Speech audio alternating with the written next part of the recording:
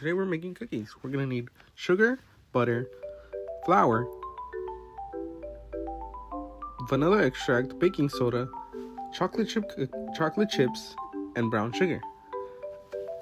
First, we're gonna pour in half a cup of sugar, 3/4 cup of brown sugar.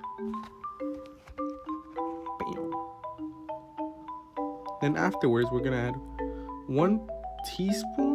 half a teaspoon of salt. Bam.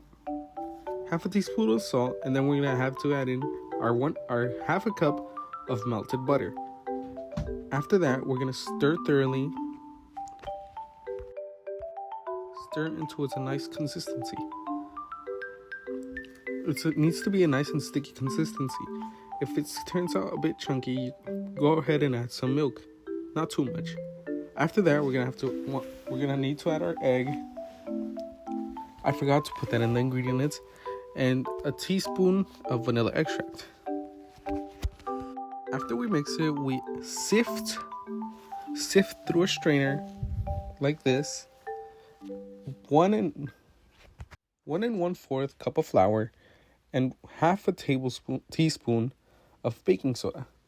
After that, we fold, not mix, fold the mixture together. After that, after you have it, you need to have it in a nice Play-Doh, wet Play-Doh-y type of texture. Then you add in your chocolate chips. You could use whatever chocolate chips you want. I'm choosing Nestle milk chocolate since I like it nice and sweet.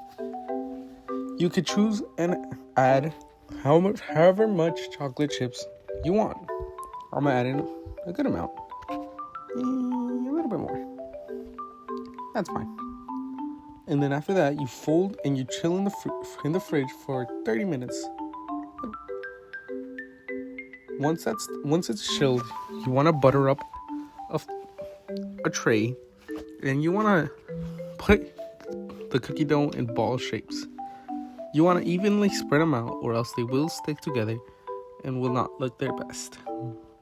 After that, you want to preheat your oven to 350 degrees for 15 minutes. You want to preheat and then add the timer for about 15 minutes. This is approximately how you shouldn't have this many cookies in one tray, since they will stick, but it's whatever.